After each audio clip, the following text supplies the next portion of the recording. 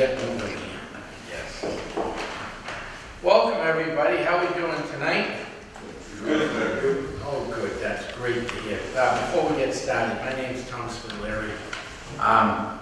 Oh, it even turns. Yeah. Oh, they're doing a great job with this thing. I'm gonna love this thing.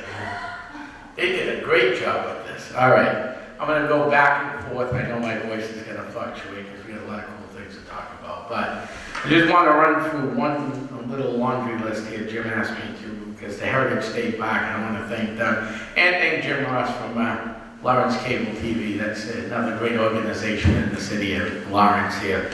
The Neglected Legacy, Reclaiming a Radical Past, is an exhibit of Italian American discovers our family's hidden history. And that's going till October 28th. It's just behind those doors there. So at the end, if we got a little time, I'll make little room. So if you want to, you're more than welcome to take a look. Yeah.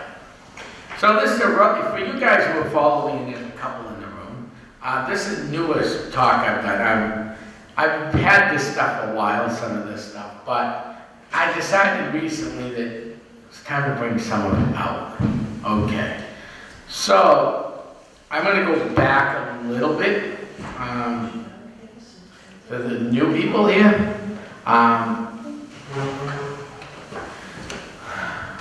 The first thing is, before we get into haunted objects and heads coming out of the ground over there and a baby over there that was taken out of a cemetery, a picture in the cemetery, we got to ask ourselves, some of you people know, but what is a haunting? A haunting is really something of a spiritual nature or non-spiritual nature, depending on the way you look at things, that's moving things around in your house. How many people grew up in a haunted house? Ooh, 2. No, there's a few more in the room. I can feel the energy. The energy is moving in this place tonight. So growing up in a haunted house, you probably had the keys been moved, doors open, cold spots, hot spots, all that nice stuff. Any of you still living in that haunted house? No? Alrighty. It doesn't take much for a house to get haunted. You could have a brand new house, and we get calls on that, and people go, why is my house haunted? It's brand new. Well, what was there before that? Woods. Good job. How long have the woods been there for? Well, I've lived in the neighborhood for 50 years. My parents lived over there for 20. They don't remember no house being there. Okay, so 70 years there's been woods there. Well, we've been around a lot longer than 70 years, so what was there before that? Then you go do research and you find out, well, there was a house fire and somebody died there and they never rebuilt on the property. Then 70, 80 years later, someone buys the property and goes, this is a great place to put a brand new condo or a brand new house. Uh-oh, now you get spirits in the house. Obviously, when you have an old house, you can have spirits too. And sometimes, though, spirits come to you in many different ways, shapes, and forms. They can be with a house. How many people go to secondhand stores, antique shops, Salvation Armies, yard sailing? How many people here? Raise your hand loud and proud if you like doing that. Wow, that's more than half the crowd in here. Ooh. In fact, we'll talk about this one in a minute, but in fact, what's in this box actually came from a yard sale. So, one day I was down in the Salvation Army store somewhere in Massachusetts, and I'm watching this rocking chair just rock. And the manager goes to me, because I've known the manager for years, goes, what's going on? I said, oh, the little old lady rocking in the rocking chair, don't worry about her. Whoever buys it will take the little old lady home with her. So you gotta watch what you buy. You buy stuff there, you wanna make sure that it's cleansed. And I'm gonna do a little bit of how we do this so you guys can do it yourselves. But some of the stuff we use for cleansing would be holy water. You can use rosary beads, angel guides, various stones, sage, different types of sage. There's a bunch of stuff you can use. Whatever works for you is really what works. For me though, it's the black obsidian and the black tourmaline, which when we open up one of these boxes, you'll be able to see that. So when you buy these gifts, some artifacts have little to no energy. Like the stuff I brought with me tonight has little to no energy. I would not put anybody in danger. Let me get that clear right now. I have haunted objects that I will not bring up. We did a house in Amesbury, and a lady goes, I picked up this Fender guitar off the side of the road, and after that I started having issues. Okay. Checked it out with the equipment, found some hot spots on it, but nobody touched it. The meters were running off the course with the EMF readers, and we had a bell meter that night. It was just ridiculous. So I said, it's your guitar, what do you want to do with it? Because I want it gone. Well, my co-founder wouldn't even drive in the car with me that night. It was that bad, till I brought it to my secret location. I had another thing that I got in through people, through a client. They decided to go to Fat Tuesday in Louisiana. Who's been down there during that time? Anybody? Not me either. Well, there was a guy giving out beads. She took the beads. She went down this long alleyway to get the beads from this guy. Now, if you've been down there and you see the pictures on TV, most of the people are partying real hard. So some walk with no shirts on, some have jeans on, some have shorts on. Well, this guy had a black top hat on, a long black trench coat, and black dress pants. So she took the beads from him and went walking along. Every place she stopped, she would see this thing. Was on the plane with her. Made it back to her apartment where she used to live in Haverhill. Well, once we took it out of there, there went the tall, neatly dressed with a three-piece suit, long trench coat, and top hat gentleman was gone. So that's another way we help people out. That has a little bit more serious energy on it. The mixture I do use is black obsidian, black tourmaline, Sidonia juniper, which is a part of a tree. I forgot to take that out. I'll show you guys it. It's just basically like a pine. And then sea salt. And I mix it together. And that's how and holy water if it's real bad, like the guitar, the beads, and a few other things that I've had. Black obsidian is, it blocks negative energy from you, so if you feel like you get negative energy, just pick up a black obsidian stone, keep it with you all day long, and charge it up at night. Make sure when the moon lights out, you charge up your stones, because sometimes I don't even do that. My team members have to keep reminding me. My co-founder sitting in the front row, Caitlin over here, she has to remind me constantly, and sometimes I even forget myself, and very rarely do I actually do it, but haven't had any issues, thank God. But this stuff was all put in with brand new stones. I just purchased everything new, not using any of my stuff, so the energies are all good, so we could safely move this stuff. So it removes negative thoughts and conditions. Black tourmaline, great for protection. It enhances itself when you use it with sea salt in a jar, and it helps keep the energies really low. So the stuff that I brought with me are very low energy pieces, and I'm going to explain every one of them. And some of these pieces have probably been cleansed because I've had them so long, locked away properly that the energy, if there's a 1 to 10 energy, 1 being like nothing, and 10 being the guitar, we'll say, or the beads, or something else, or the bank. I brought a bank home one night from a house in Derry. That was fun. Remember that bank? That bank, I brought it. We did a case in Derry, 300-year-old farmhouse, and this thing was heated. Had heat signatures galore from a flare on it. The house was loaded with spirits. So we took this thing out. Now, I didn't have time to go bring it to my secret location. So I brought it with me that night. I locked it down outside. This is an iron bank now. We're not talking it's going to blow in the wind. It's not plastic. Where I locked it down outside, it moved down 25-foot shed to the other end of it.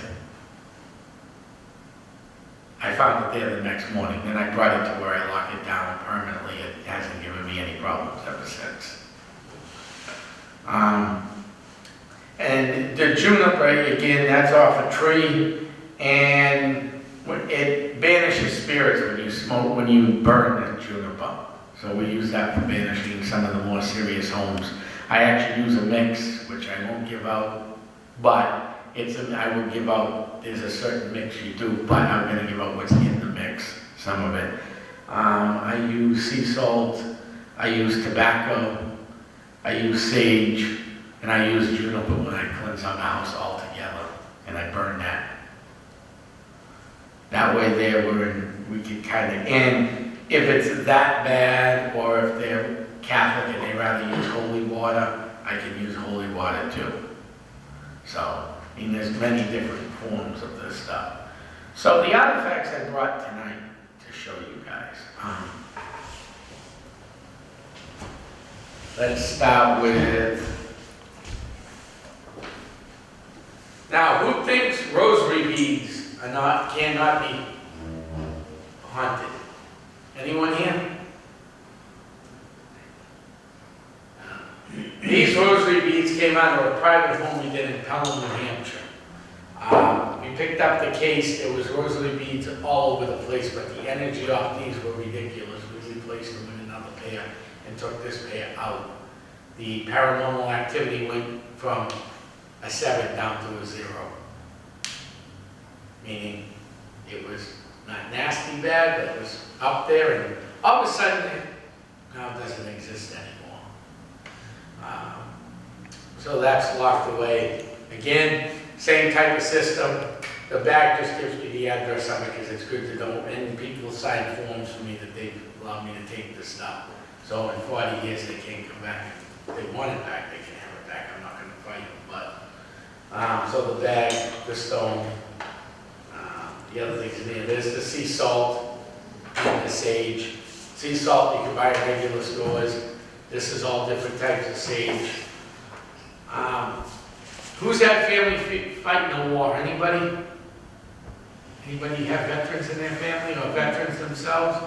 All right. Well, especially early veterans. I'm going to tell a couple different stories on that. Prior to about Vietnam, I believe they changed the law in Vietnam. I could be wrong on this. Military people, please correct me. Before Vietnam, you could bring stuff home with you. Remembrance of the war. My great uncle had a German pistol he had at one time. I don't know whatever happened to that one. That was on my mother's side of the family. I lost my dad about a year and a half ago. And I found some of his Korean War stuff and my great uncle's World War II stuff. I had a guy come up to me and goes, I've known this guy for years, so he's no longer with us. He goes, my grandfather got this off a German soldier. It's never given me any problems. It's creepy. I don't want it anymore. So, you go into your family's old stuff. Sometimes you might find something that might creep you out off a German soldier. That had no energy onto it, but of course, because what it means, the dangers that it could possess, and what was carrying it before, because obviously where that guy's family member got him was probably a dead soldier, most likely. It was safer just to knock it down and secure it permanently in something like this. That's just safety. Did a house in Groton, Massachusetts. This kid called me up. He had stuff going on all over the place.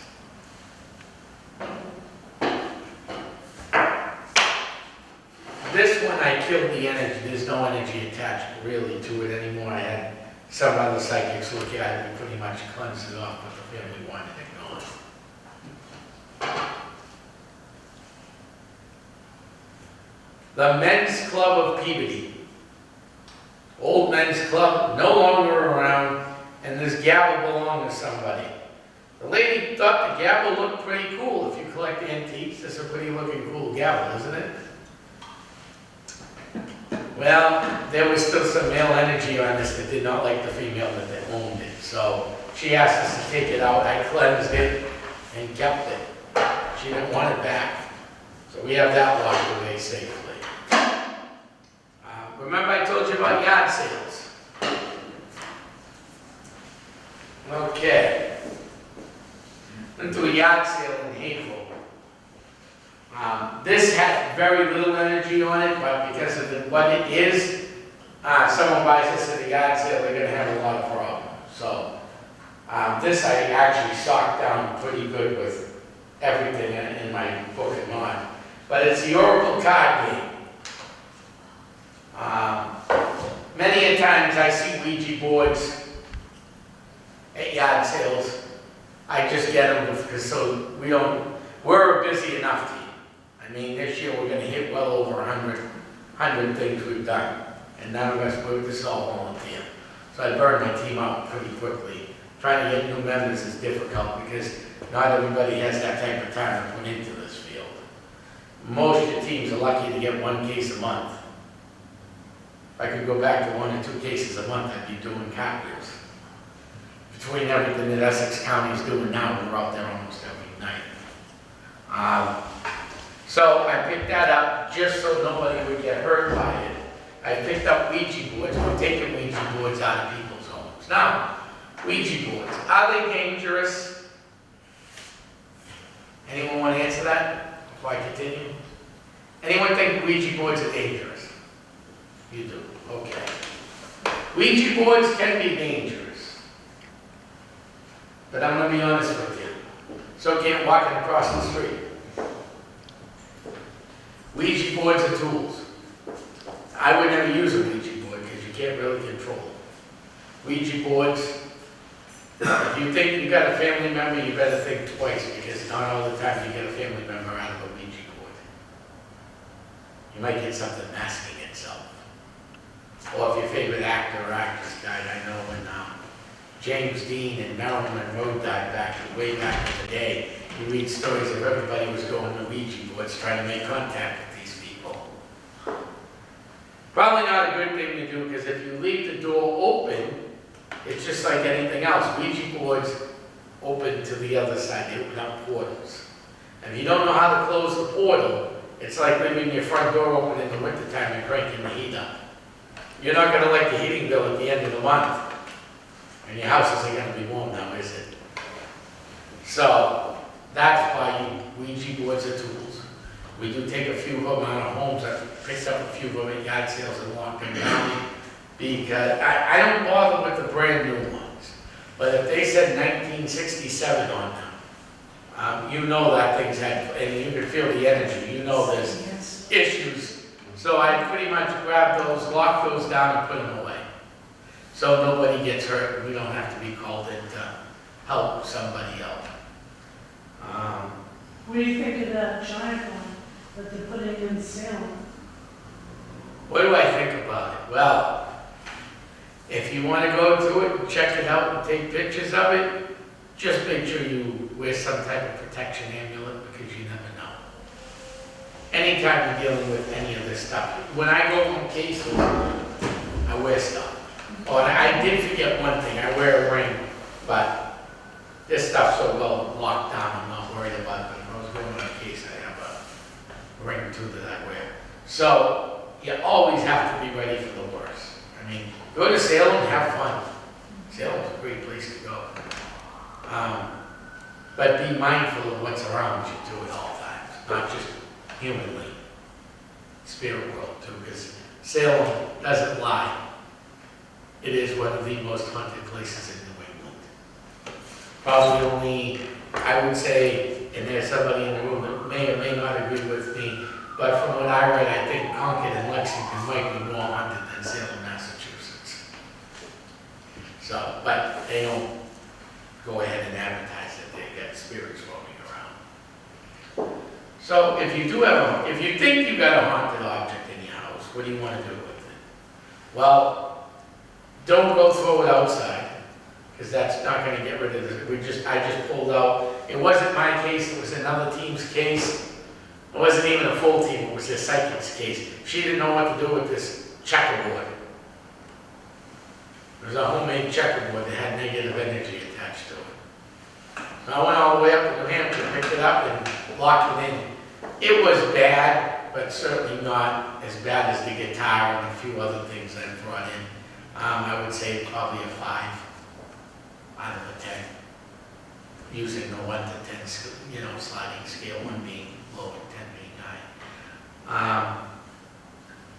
But if you do have something, either go to the market, pick up sea salt, go pick up some sage, and you got to give it the intent that you're not afraid of it, whatever the spirit is. And then you also got to ask it, to leave the area. And then when you finally get that piece of equipment, either into a jar or a box, I wish they made jars that had lock boxes like these on them, but they don't. So you gotta, get creative sometimes. Then you put your mixture, you put the sage, you put the sea salt in, you might throw an obsidian in there, or tourmaline or something, lock it away, sage the outside of it, and you're not done. Where I keep these days, it's saged at least once or twice a month. I'll go in and sage the area. No, do you do a ring of sea salt on your hidden items? I do, if they're together. I guess sometimes you have to separate them because of the location they're in right now. Eventually, yes, it'll be locked around. But I've had no problems with the way these have been stored at all. Even the guitar, the beads, no problem whatsoever. I'm trying to debate on another item I picked up. It's not where these items are, it's in another location. That one I'll tell you about. Who watches Star Wars here, anybody? Oh, good. At least half of them has. I picked up a lightsaber on the side of the road because I collect those things, the toy ones. I could buy them if I wanted to, but I find them after yard sales. Every time I open up my storage unit door, the thing turns on. There's no energy attached to it, I checked it, so I don't know if, I took the battery out, it still turns on. So I'm gonna be buying a glass case for this thing and locking that away. There's absolutely nothing wrong with that one, but I found out today when I went down to the unit that someone said they walked by my unit and they heard a lightsaber turn on, so I'm like, okay. We'll go get something to get rid of. Where'd you get it? Probably bought it in the yard sale like everything else I buy that's in that unit. Oh, okay. I'll get it out of there next week. I gotta go buy something because it's this big. Very hard thing to find a lock. You're not to find any case like that. So yeah, give me about a week, I'll get rid of it. That way there nobody gets scared when the lightsaber turns on. So Darth Vader don't come around the corner or Luke Skywalker. So I will take care of that. All right, any questions on haunted objects?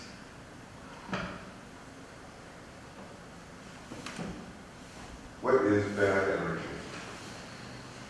Bad energy. Well, bad energy. Well, there's good energy. Obviously, as a good person in life, if you're a good person, we're all energy. As humans, we all have energy. Because if we didn't have energy, we'd be like this all day. No energy. We all have energy. If you're a good person in life, and you do good deeds, when you go to the next, whatever you believe in, you're going to have good energy. But if you're that, negative person, not happy with life, not happy with the world, always causing mischief and deadly boredom, especially mischief, not so much the deadly boredom thing, when you pass on to wherever you're going after you leave this life that we live in, that energy is going to be there. So, what would a mischief energy do? They're the ones that usually hide your keys on you. They're the ones that will flicker lights. They're the ones that will move the sea salt from here to here while you're sleeping and go, I know I had that here and it's over there now. That's mischief. What you don't want to see is something that was never alive. That's inhuman energy. or demonic. That stuff though, I do have some stuff that's got attachment of that will never come out. Never. It's calm right now, and you don't want to roll the dice with it. I want to keep it calm in my secret location.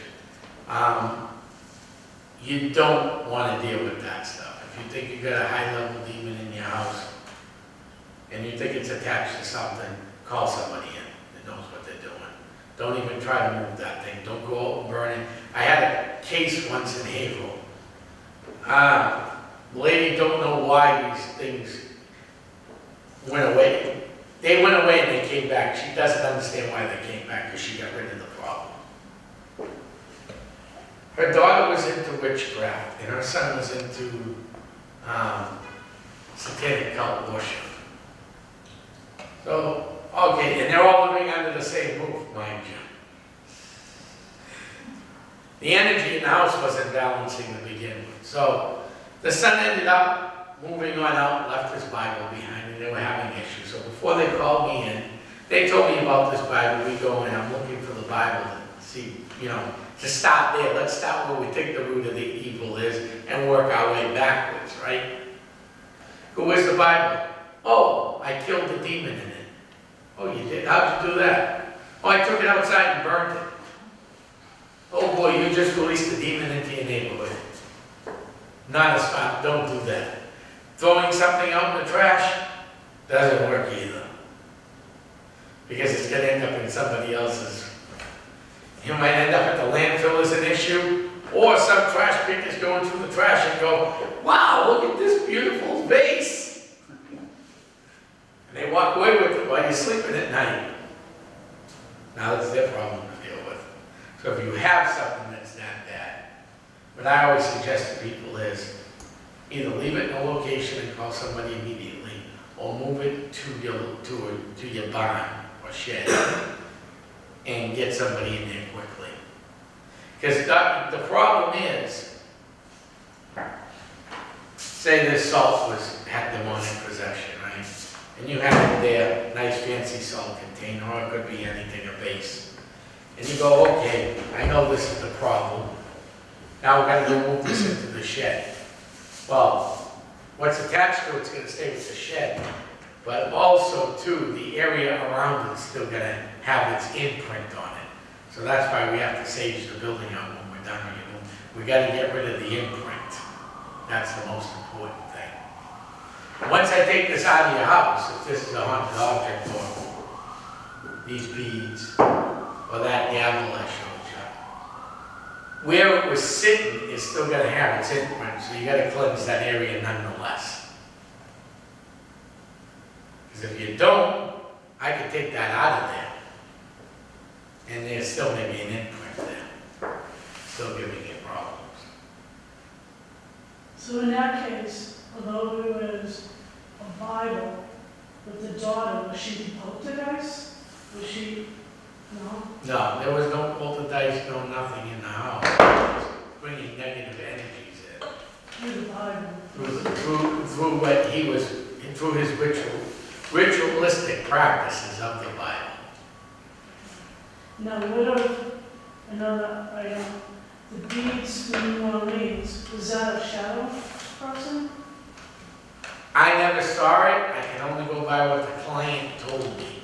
The client told me he had a top hat, long trench coat, dressed really well with dress shoes. That's all the client told me. We never got to see it at the client's house. I never got any photographs of it or nothing.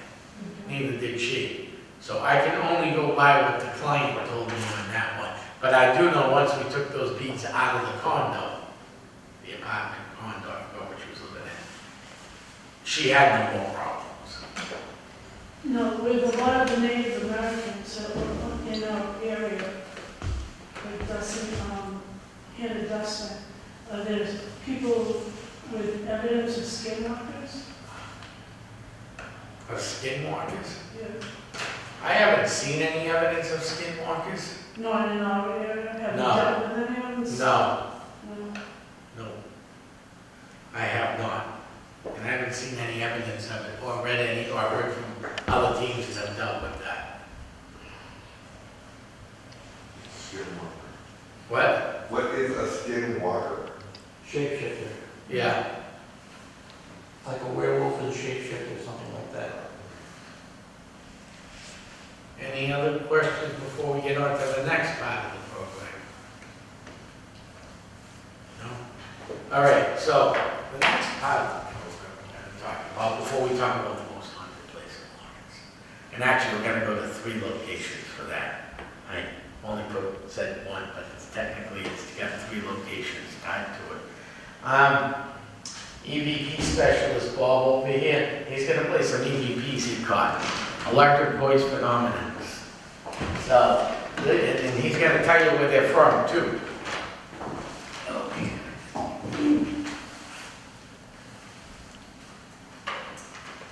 Okay, I've been doing this for about 15 years. EVP is a phenomenon, we don't know what it is, or how to get it, but it comes through electronically. Sometimes you can hear it with your own ears.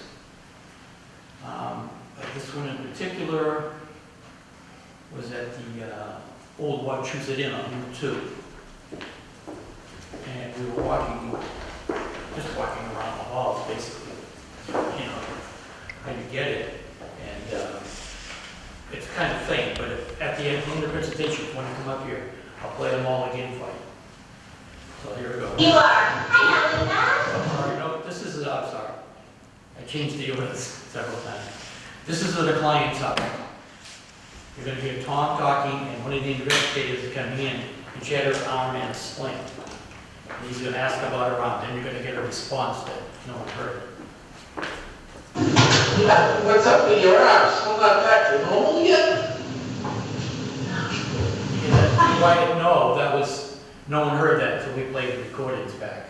I'll play it again, just to know. That's what we got. Hopefully I can get these. This one was recorded at the Sandown Meeting House in Sandown, New Hampshire, one of the oldest places of worship in New Hampshire. And I was sitting in a pew by myself, and this is what we got.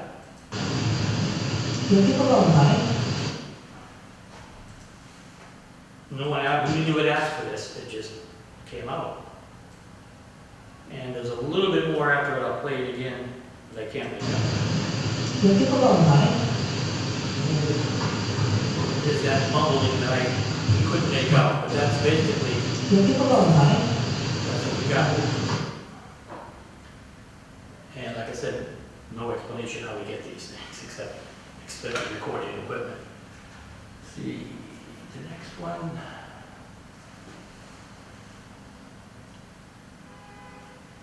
Okay, this is a 2-part one. This is from Concord on the battlefield on the Illinois Bridge. And it's, when I walked up to this tree and leaned against it, and I said, I use a tree that knows stuff, so I'm going to give it this little. Breaking Bad, talking with the tree that knows stuff. Okay. That's the first one.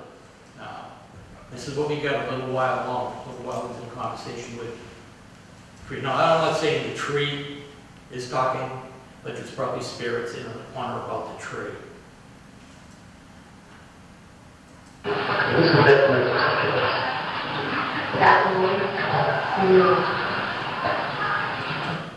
Who knew? Right here. We were just asking if there's anybody around or you know anyone, and just said, who knew? Sometimes you get the responses that don't make sense. This one, and this is in Lexington at the Hartwell Tavern. And I'm going to play the beginning, just to say where we were there.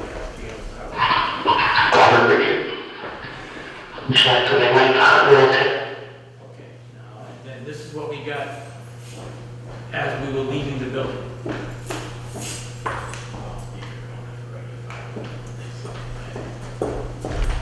And we were walking out of the Hartwell Tavern, and you get this. it. Leaving just in time. We just said, we're gonna go. As he walked out, I played this back. He said, you're leaving just in time. Yes, okay, this is a two-part one that I'm going to play. This was recorded in Chester, New Hampshire, on the street, outside.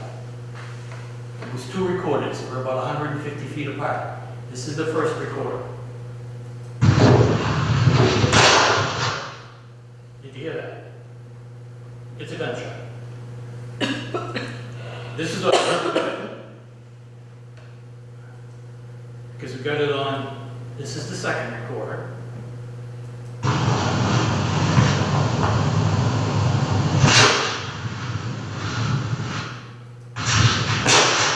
That's it. Now, there were two of us. Each one of us had a recorder, and the other person was Caitlin. Nobody heard the gunshot. I didn't hear it, Caitlin didn't hear it. Tom was in the house with the clients, Tom didn't hear it, and the clients didn't hear it. When I got home, I put my recorder on, which is this one I had, my Olympus, played it back, oh, gunshot. So I took the one Caitlin had, played it back. Wow, I got the same gunshot. So then I'm on the phone. I say, Tom, you got to check with the clients, check with Caitlin, she didn't hear anything. The clients, we were on either side of the house. They didn't hear the gunshot. Nobody heard the gunshot. No, we got it on the recording. That's, that's the real, gets me excited. That's what we call a Class A DVD. That's a Class A, and we got it, it was so, like, wow. Because no one heard, the only thing odd is, the houses across was called the old town pound, where they would put stray animals in. And what I'm thinking is probably that it's a residual recording that every time that day they would execute some animals, and that's what the gunshot is. What is the media that you're recording on? I use WavePad. Use what? It's called WavePad. No, the media, like, is it magnetic tape? Is it solid state drive? Digital. I use all digital now. I used to use tape, but I do use tape sometimes. Digital recorders. These run about $50, $60 a piece. Do they have like an SD card in them or something like that? These don't have an SD. That These have SD. This is a Tascam DS5. This has an SD. This is a Zoom H1. This has an SD. These are good. These are high-end recorders, but they're lousy outside because they pick up every single thing. And so these are good. The cheaper ones are good outside. Now you figure, when I do an investigation, this is a recorder I usually have this recorder going with the camera, and I drop another recorder. So if we do an investigation, it's 2 hours long. I have 8 hours of recording to go through. For me to, when I do the break the recordings on a 10-minute segments, and sometimes it takes me 5 hours to get through one hour recording because I hear something. I have to go back, I have to cut the file, repaste it, listen again, probably cut it again, bring it back. You know, a lot of times they get it all the way down, and I guess somebody's like somebody sneezing in the background of a bird. Can we see the screen when you bring up do you have the sound bars? Come on. You can't turn them around, basically. I can't. This is an old HP. You can't. It's a workhorse. Yeah. I like it because it hasn't failed me yet. What's this one? Do you ever have problems with residual files being on your recorders that may? I clean them up. I have a separate hard drive I have everything on. I leave nothing on the recorders. Okay, I don't know. No, on digital, no, you're not going to have that. I'm thinking on tape, that would be a problem. I don't know what to do. That's why I very rarely use tape if I have a situation where I don't have enough recorders, I'll drop tape. But, let's see what this one says.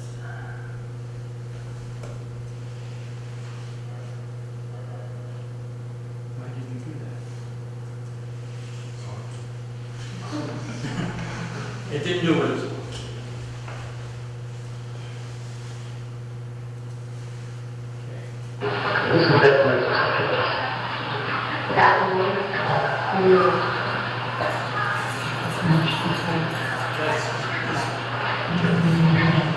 I think it's saying,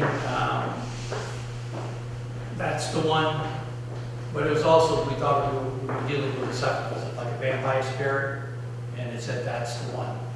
But I don't know if it was a vampire spirit or not. Yes, ma'am? Is there any way that like these devices could capture like other radio frequencies from like voices from other radios and stuff like that? The Shack. This is the Shack. This scans the radio frequencies. This is one of the originals. This is the SP7. This is a newer model. I prefer the older one. But yes, you just, I don't have any of the Shack recordings, but I do get a lot of things. Like with this, at the tree in Concord, with this, I got my full name, I'll give you my names. I've got my last name with this. It's got the cords are cut, so it just scans the channel. And that's all. And I can record off this. I can hook this up to a recorder, I don't know. I was at the Victorian Mansion in Ireland a few years ago, and we had this going, and the voice came up because this is Nate. I said, "Hi, Nate, I'm Bob." He goes, "Leave." So the spirit actually wanted to be walked out of the house, but it was all on this recording. It was all recorded on this. You can hear EVPs if you're listening to the radio at home. Sometimes, like when a song ends, there's a little bit of silence. You might hear something on that.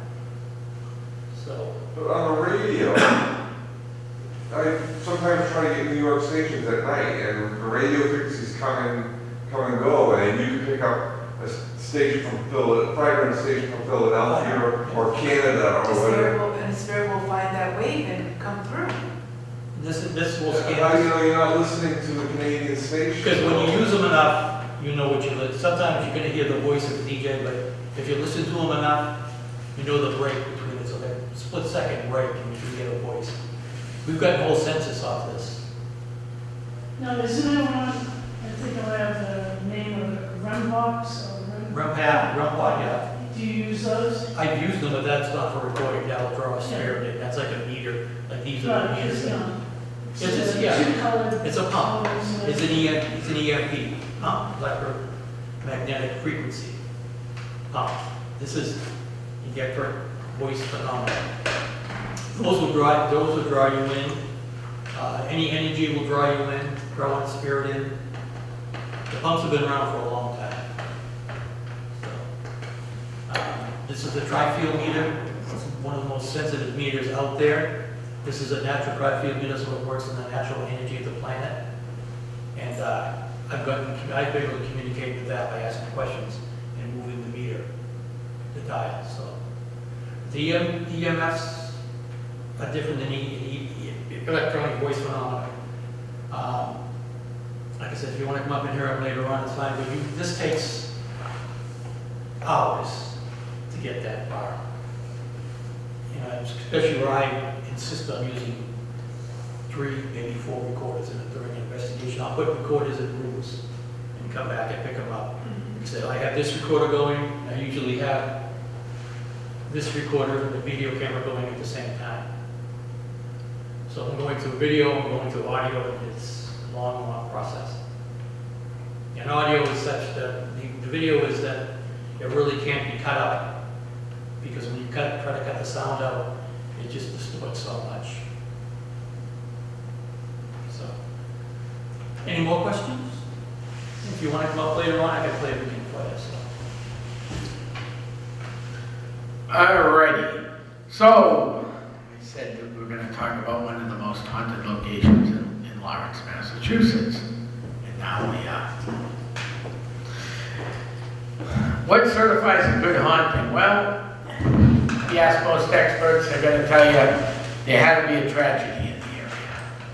There has to be this going on and this going on. Well, there was a tragedy, and it's sad to say it's not that far from this location. What I'm talking about is the Pemberton Mill, the original Pemberton Mill that's no longer there. Not the Pemberton Mill you see today. The Pemberton Mill was built in 1853, five-story building, 280 feet long, 84 feet wide, and it cost about $850,000. By 1887, the mill had sold for $350,000 less to David Nevins and George Howe. To maximize their profits, the owners put more machinery in this building, and more machinery, and more machinery. The plan worked. They did a 1.5 in 1 year, made 2,700 spindles and had 700 looms in this building. Imagine the weight on those floors. Well, on January 10th, 1860, right around the time the Civil War was starting to heat up, the mill buckled and collapsed. Mr. Howe was in the building, he escaped. A lot of people didn't escape. They came from all over Lawrence to help go through the rubble and try to pull people out.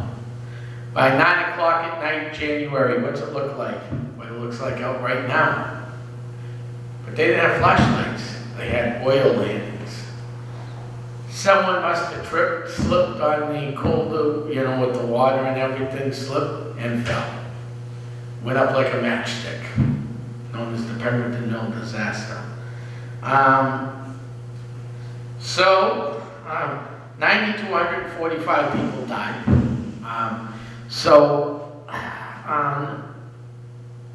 me get this folder out here. Okay, so on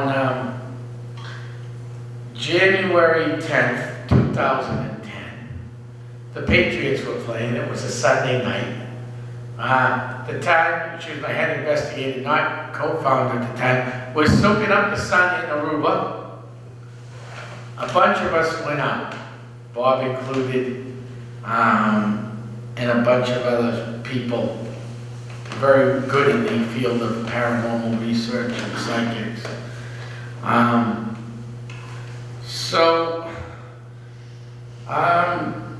I used a 35mm camera that night, not digital film camera, and we got some interesting stuff.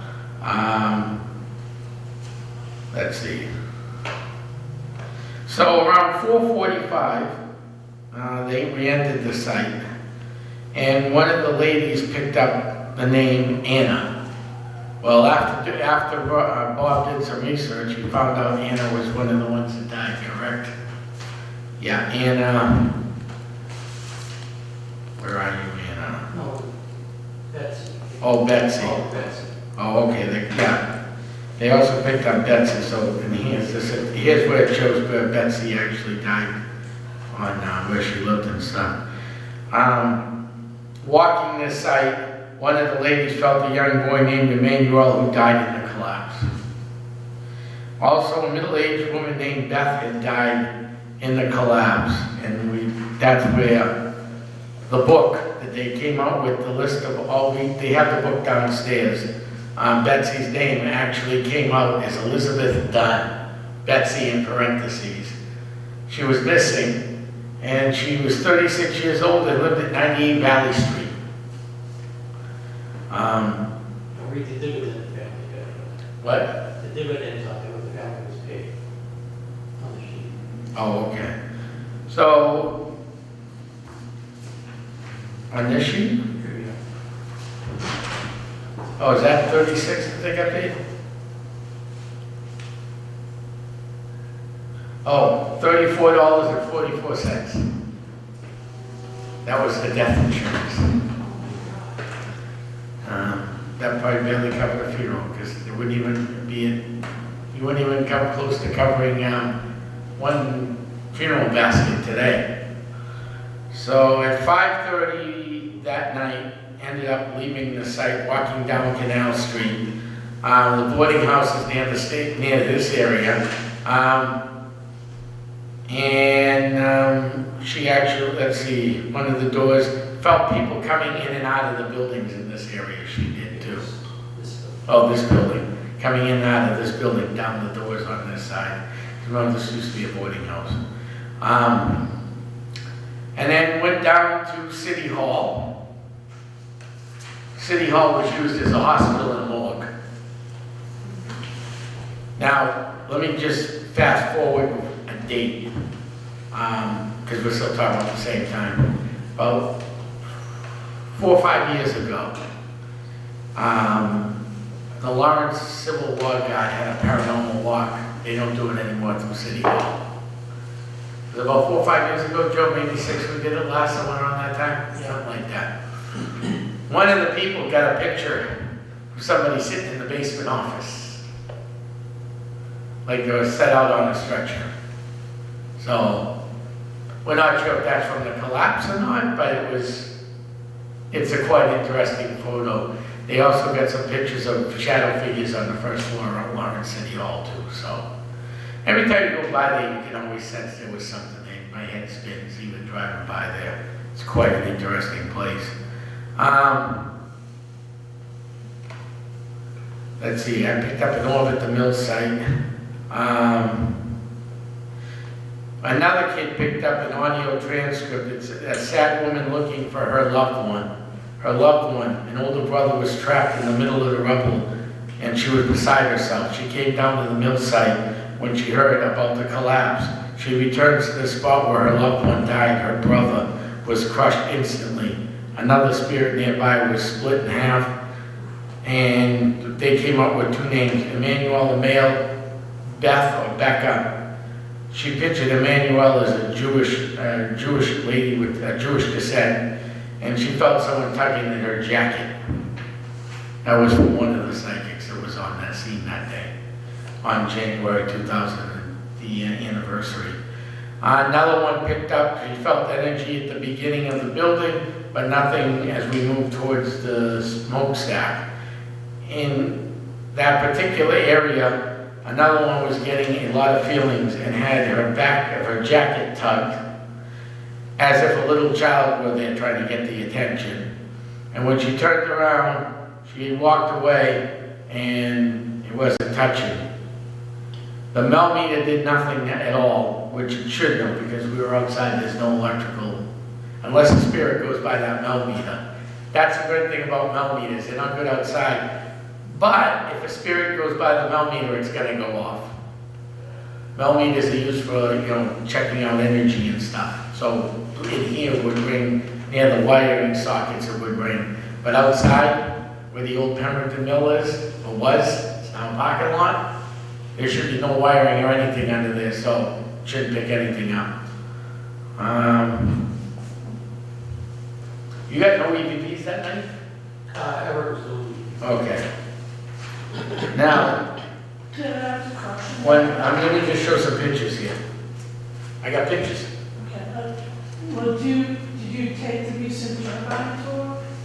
No. No one said anything of any scare? I did not take that tour, so I would not know. So, this was through the 35mm point and shoot. This was taken that day by me. I use 35mm a lot because it's a slower shutter speed and I usually get better pictures.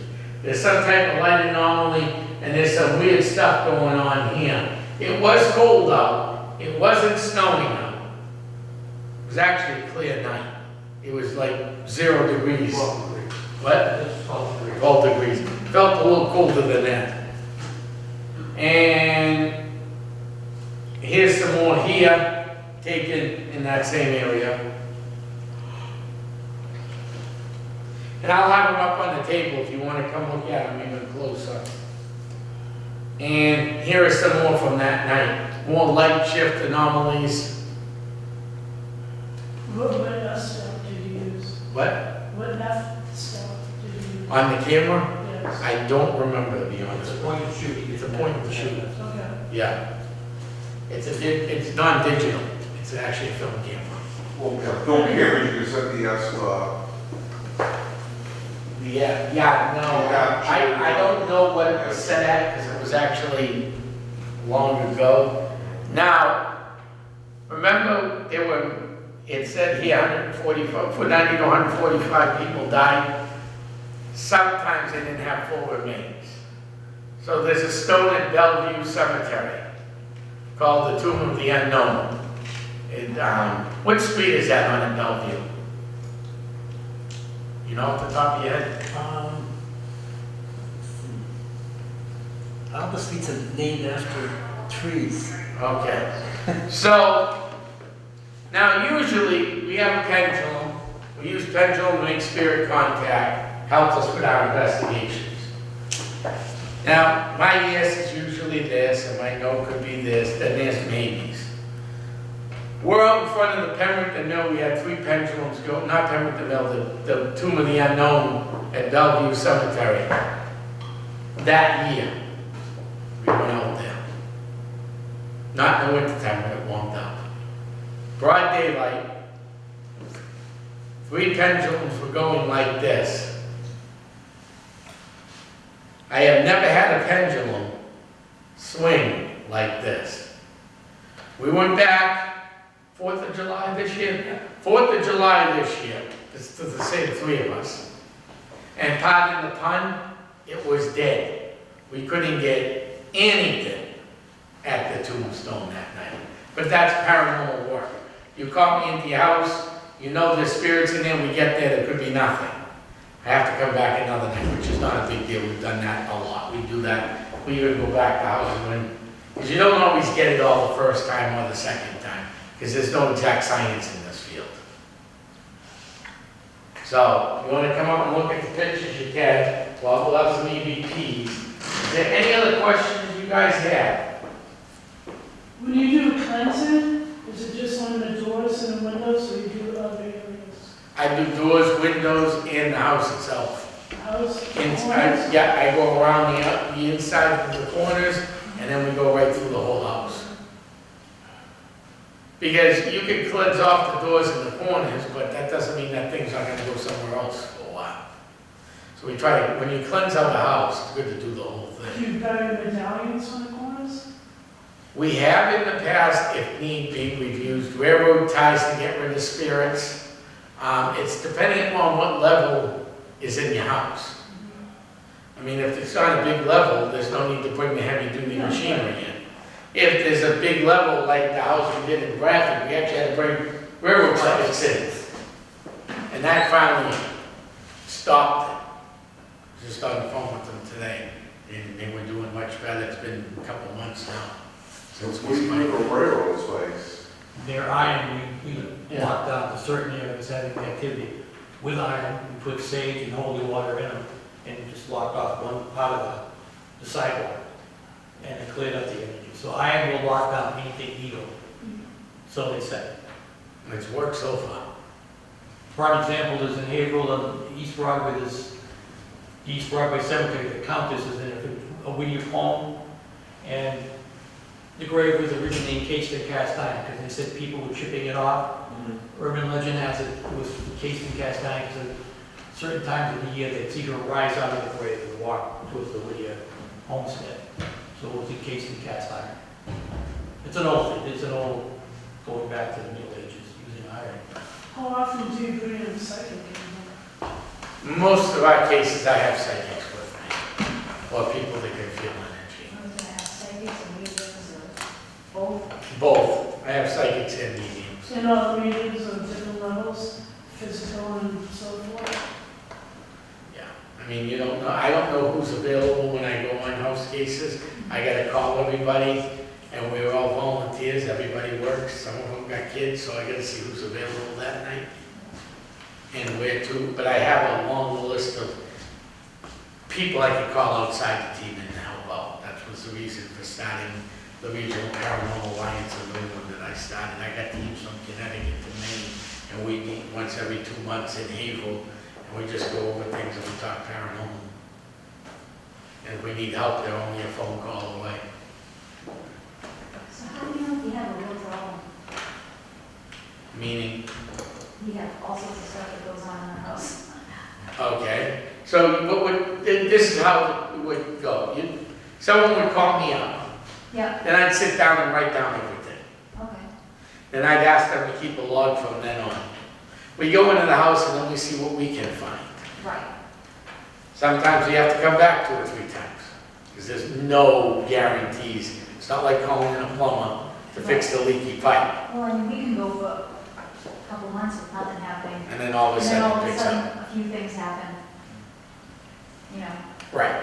Sometimes it's a spirit that just wants your attention, yeah. which is relatively easy to deal with. Mhm. Sometimes it might be a little bit more than that. They might be PO'd that you moved a piece of furniture or painted something, or took the door out or took a wall.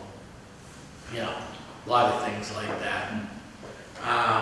Or they could be inhuman entities, but very seldom do you run across inhuman entities.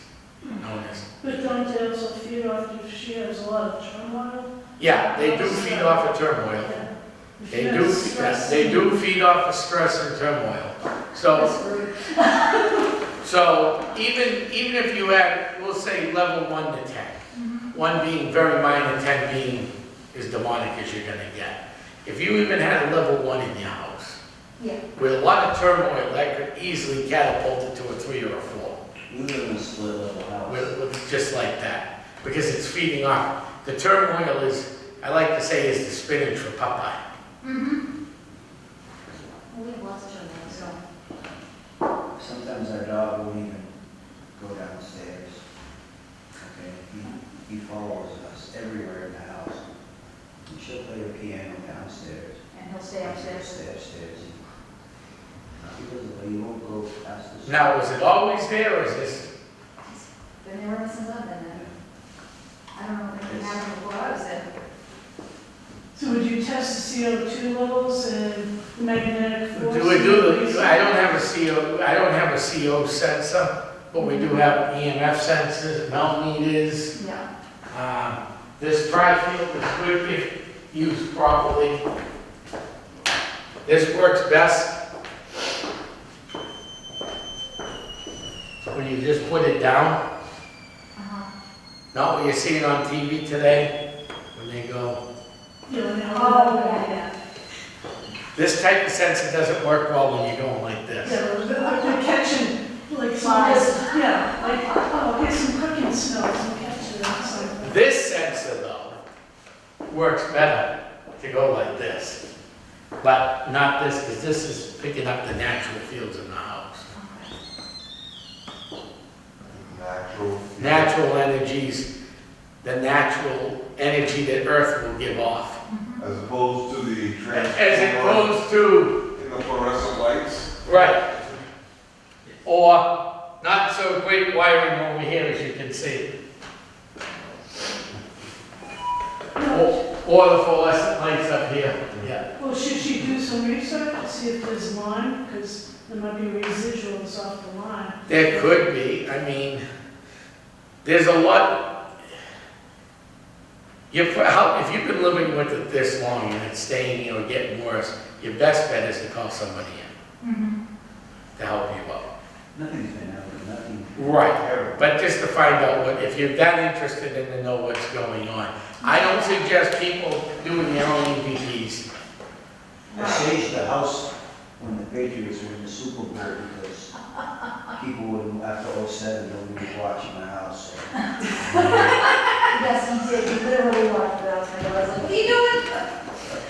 Well, that's not a bad thing. You to did see. one. Sage isn't a Yeah, bad it's thing, just like, As long as you don't have asthma or something. it does not smell very good. That no. No, well, depending on what type of sage you want. White sage smells good. Yeah. I have this other sage, and I forgot the name of it, and that team member left, but she went out to Colorado, Arizona, and got it for me. Okay. I use it very sparingly because she doesn't go to Arizona that much, It's a so. resin sage. It's resinate. Okay, It's got the oil in it. it gives my co-founder over here, my other half, my significant other, fiance over here, a headache. She cannot stand the smell of it. So I only use that when it's a real negative. I have different, in that toolbox, I have different types of sage in there and everything.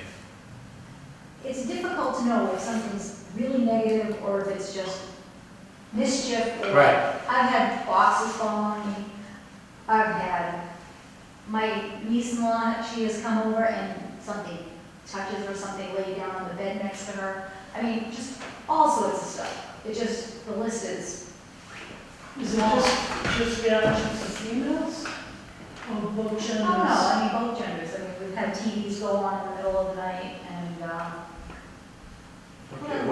suggest is go old school on this, Yep, buy a white tapered candle. okay, Person who buys it has to light it. You light it, let the flame settle, and then you say, is there anybody here with us? The flame moves back and forth, it flares up. You know, you get something. That is the original way they started doing it in the 1800s. So go old school first. If you have a bad reaction with the candle, get in touch with Tom. okay. And the phone number is accurate. I gotta get a new one with the email that I had phone, but the phone number is accurate. Okay, all right, Because a thanks. lot of people have had that, have done that reactions, and we've gone in. Instead of us charging you right away, try that. It's very subtle. I mean, these things have been going on for over a decade. So sometimes it's creepier than other times. It just depends. But like I grew up in a haunted house. That house is no longer there. But, So did she bring it? She could. well, I'm trying to figure that out. She could have brought some artifacts with her. There's a lot of things that could happen, and I could sit here all night and Oh my play God, I guessing. hadn't thought of that. And the best thing would be to go in, do the investigation, and then I would know what's in there. And she- I have, the house I grew up in was over 200 years old. It was built in 1790. I have the piano that was in that house. My mother had given it to me. And my parents passed away, and I got the piano. It's now in our house. No, that's something we And can it's check. downstairs. That's something we can check with the meters. And said he won't go downstairs. Oh, no, he does not Right. go to it. Animals are your best conduit of energy. They can, if you got a cat going like this in the corner, and there's nothing up there, Oh, we have a cat that yowls. yeah, And in the same yowls location. all the time Yeah. downstairs. downstairs, that means the cat's seeing something Oh, yeah, I that figured you're that out. not seeing. So, yeah, give me a call and we'll see what we can All right. find out in your house. It's I easy, never because ever- all night I could be surmising things that Yeah. may or may not be, and that's just over 15 years of experience of doing this stuff and as busy as we are. I just never thought about piano. Yeah. Mm. Well, that's why it's important. You call me up, you tell me everything that goes on privately. I analyze what you told me, then we go back and I'll ask you some questions, and sometimes it jogs the memory. Oh, the piano. Or, Yeah. oh, that's right. Yeah, 15 years ago we brought this vase in. Right. Yeah, because we're all human. We're all doing a million different things. So you need something sometimes to jog that memory. That's why I ask specific questions over the phone. It's a phone interview, but not that long. Yeah. And then I analyze everything you said to me. I figure out who I need to bring in. And then I ask you some more questions before we start the case. That's how I do cases. Okay. And sometimes just you thinking about what you said to me, then I'll say, you don't have to call me or call me beforehand if things get worse, we're getting quicker. Or if something else comes up, jot it down on a piece of paper. Okay. You know, like Yeah. we're done talking and you're like, oh shoot, I forgot. This didn't happen until this thing came in. Write it down, and when I get there, say, I'm sorry, because we're all gonna forget little details like that, because we're all, especially if it's something you brought in 10 years ago. Just like you just barely remembered the piano thing. So all of a sudden it jogged her memory. Did you have issues before? No, So taking some photographs. So how long, Yeah. I would not suggest anybody do their own investigation work, just in case you trigger something or tick something off. Right. And nobody's there. Now, how long did you live in the house before, She lived before her, almost 15 years. and you had no problems? No.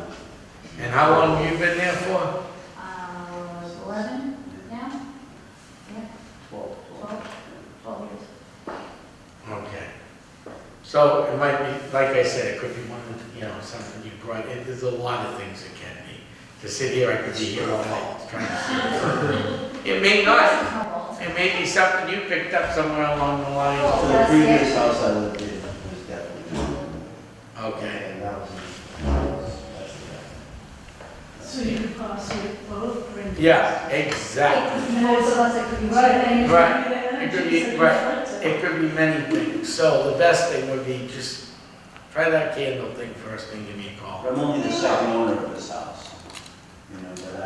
we don't I know know, that doesn't mean much. No. we don't know what was there before, we don't know anything. Right, exactly. I mean, we know there was a farm there, but other than that. we don't- Afterwards, when we're off everything, I'll ask you where it was, and maybe there might be something we can figure out beforehand. Okay. Any other questions? No? All right, I want to thank you all for coming. Check out the pictures if you have any questions. Check out up here. See some of the stuff, pictures that we've taken and other things. You want to go talk to Bob about EVPs? Bob will play some more EVPs for you. And I want to thank you all for coming tonight. Hope you had a good time.